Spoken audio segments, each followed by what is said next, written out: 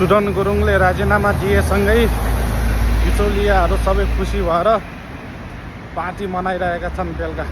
के गर्नु अब म जस्तो नाथे जनतासँग र 4-5 लाखको सेयर छ भने मन्त्री बन्ने, प्रधानमन्त्री बन्ने, मन्त्री बन्न सक्ने ल्याकर भएको मान्छेहरूसँग सेयर 50-60 लाखको हुँदैन भने यस्ता झोले बिक्री चलिरहेको देशमा सुशासन कहाँबाट आउँछ? जबसम्म बिचौलिया बन्द गर्न सकिँदैन तबसम्म देश यथावत यस्तै हो।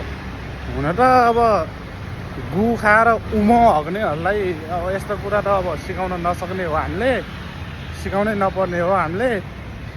अब ठिकै छ, सुदन गुरुङले राजीनामा दिइहाले, ठिकै छ। अब यिनीहरूको गु खाएर हग्नेहरूको लागि 10-15 दिन छानबिन आयोगबाट छानबिन क्लिन चिट आएपछि मात्रै थाहा होला, नत्र यिनीहरूको अब बिचौलियाहरू सब माफियाहरू सब भाग्ने डर चाहिँ अवश्य हुनेछ है त।